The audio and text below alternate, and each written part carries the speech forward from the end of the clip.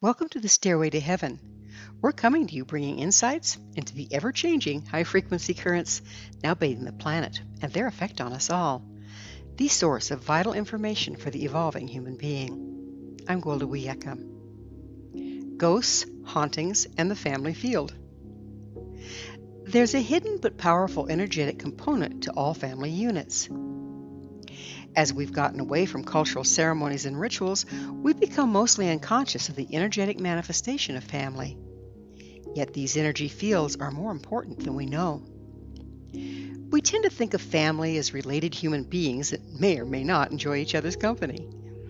Yet, when we look at family from the perspective of the unified field and interrelationship of all things, some very interesting energetic interactions are uncovered. According to the laws of physics, the motion of electrical charges, wherever they may be found, produces a magnetic field and results in the emission of electromagnetic waves. As we've discussed in prior episodes, there is a measurable, scientifically proven electromagnetic field surrounding the body of humans and animals. This field is in the form of a torus and is generated, in part, by the physical heart as it pumps blood in a spiral configuration, causing the blood cells to spin. The spinning provides the motion required to produce an electromagnetic field. The red blood cells contain iron, as does the Earth's core. The Earth spinning around her iron core creates the electromagnetic field of the planet. Though slightly different in form and function, not just humans and animals, but the elements and most everything else, including our DNA, have electromagnetic fields. These fields extend well beyond the body creating them. Every place these electromagnetic fields cross, there's a subtle exchange of information in the form of frequency. In the case of personal fields that remain in close proximity with other personal fields, over time, resonance occurs, creating a larger overlording field. This common field is also in the form of a torus, whereby the whole is greater than the sum of its parts. At the same time, the whole impacts each part, and each part determines the whole. Thus, each family has an overlording field containing the resonating frequencies of all its members, whether human, animal, plant, or seemingly inanimate material. The members of our family, be they dead or alive, pets, the house we live in, plants in our yard, the land we live upon, all contribute to the overall frequency and resonance of the overlording family field. This field provides a container, a home base if you will, from which we operate. This explains why, though it may be fun to travel and experience new things, eventually we tend to get homesick. It also reveals why it can take a while for a new house to feel like a home. When we move into a house formerly occupied by someone else, their family field is still there, while we left ours at the old residence. Over time, this corrects itself as new relationships are built, but it does take a period of adjustment and realignment. This process of realignment can be sped up using ceremony, which we'll address shortly. There's a great amount of information exchanged between every member of the family field. In the case of humans, this exchange can be mostly unconscious. Animals are especially sensitive to the field. They tend to communicate with each other more through the common field than any other form of interaction.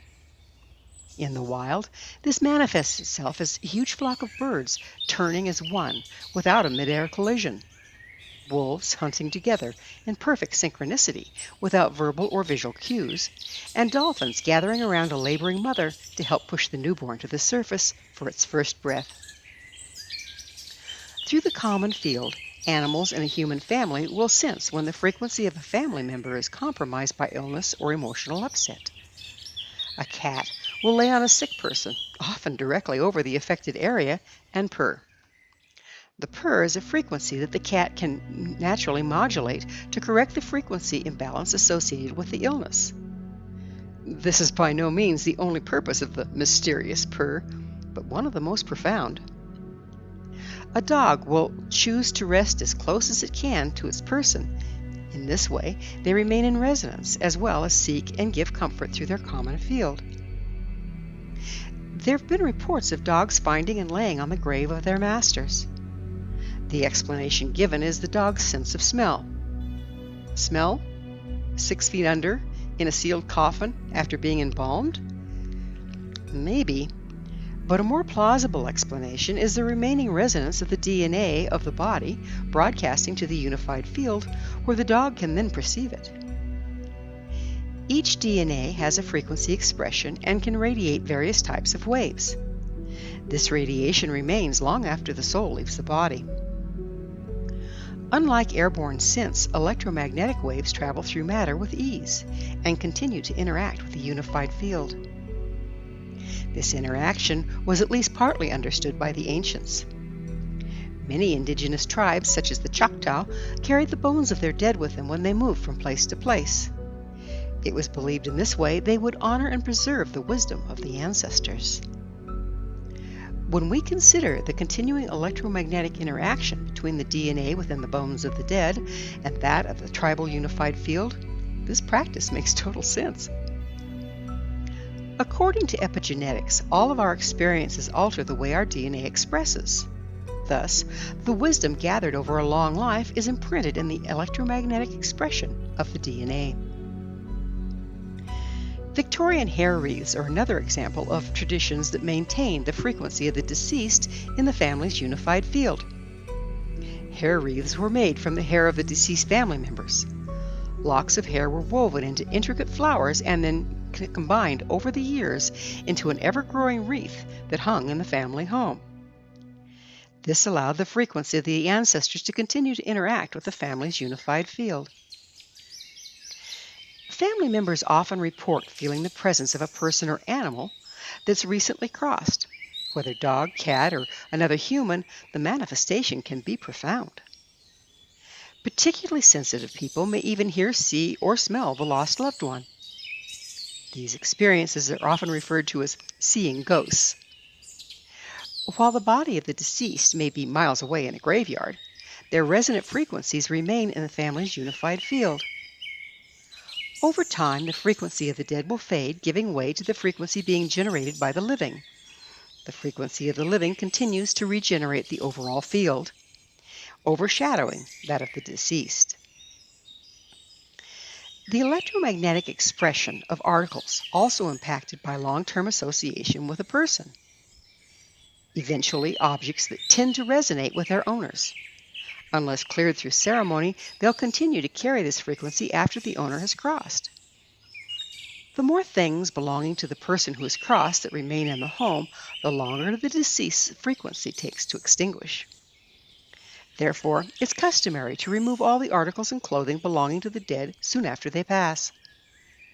This practice allows the remaining family members to let go and move on to rebuild the family's field using the frequency of the remaining members.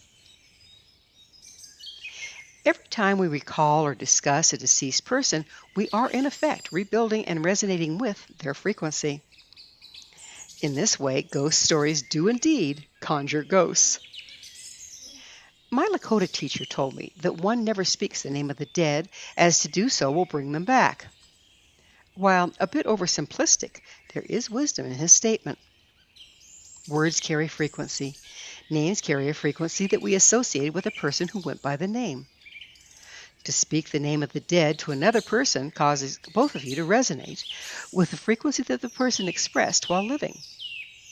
Resonance between two or more people amplifies frequency. This is another example of the living, not the dead, creating ghosts. Upon the death of a family member, the electromagnetic field of the family becomes unstable as it realigns itself after the loss of one of its contributors. The entire family tends to destabilize right along with it.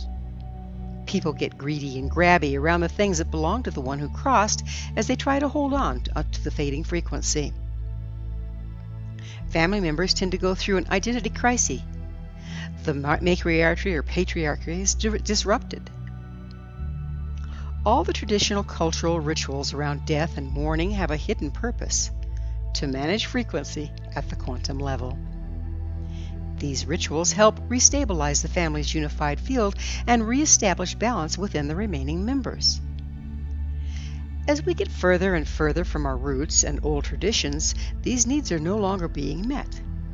As a result, we live in a soup of unprocessed, imbalanced frequencies that are at best chaotic, if not downright dysfunctional. In the lack of a provision for dealing with loss, we tend to put the ones that have crossed into the recesses of our denial to avoid feeling the pain of our unprocessed grief. This deprives us of the ongoing wisdom of their frequency could provide. Or we dwell on them, hold on to their old belongings, continue to celebrate their birthdays year after year, never letting them go, and forever remaining in the past with their memory. Death is not the only thing that impacts and destabilizes the family field. Happy events like births, coming of age, or marriages also affect the overall system and all of its members. Every time there's a change in the members of a field, the field must destabilize to reform itself around the new contributors or exclude the frequency of the ones that leave. During this time of destabilization, the safe container provided by the family field may be compromised for a while. Ceremony that engages the conscious agreement of the members can greatly aid the stabilization of the field and shorten the time it takes for things to be in flux. This is the hidden purpose behind birth naming ceremonies, coming-of-age ceremonies, marriages, and funerals. There are ceremonies present in every religion and culture. If traditional ceremonies don't jive with your belief system, it could be helpful to create new ones, fitting to your life and circumstance. There's a lot to be said for living ceremony designed for the current times, people, and circumstances. However, it's never wise to rock the boat before you know what makes it float. Take time to study the old ways, considering the energetic component they were designed to mediate. Learn and employ the basic principles common to all rituals, and build your personal ceremonies using their tried and true structure. It is possible and useful to perform these ceremonies just for yourself, but when shared with other members of the family, they become much more impactful. Conscious alignment is a powerful force when engaged for an agreed-upon goal. If you're planning on performing your ritual with others, it's important to design it in such a way that accommodates all participants' needs and beliefs. For further guidance on building living ceremony for today, reference Stairway to Heaven, Episode 34, The Art of Ceremony. You can find this and all prior episodes with my compliments at www.stairwaytoheavenmedia.com. Everything we say, think, or do imprints itself upon our shared field, impacting its members. This imprint remains for an extended period of time, even if it's not repeated. This is part of the meaning behind the ancient belief that every word, thought, and deed impacts our descendants to the 7th generation and beyond. Being conscious and mindful of what we bring into the whole is paramount in maintaining a supportive, protective field in which all may prosper. In the lack of responsible frequency management, we become victims of, rather than powered by, our family's unified field. Depending upon its conscious maintenance or lack thereof, the family field can either be a safe container or a chamber of horrors for all of its members. Just like a well-kept home versus a filthy, neglected one, it's up to us to tend our energetic environment that it may enfold and empower all that dwell within. Thank you for joining me, Gwilda Wiyaka, on the Stairway to Heaven, where we provide updates on the energetic currents facilitating our evolution into conscious, powerful co-creators. As I'm sure you've noticed, not only do the Stairway to Heaven episodes stand alone, but they weave together to form a map to evolution and personal empowerment as we enter the new era. To revisit this or any of our past episodes, visit our archives at www.stairwaytoheavenmedia.com. If you'd like to find out more about me, my school, and the evolutionary tools we offer, visit www.findyourpathhome.com. Until next time, may you be blessed on your sacred path to wholeness. We are here. The time is now.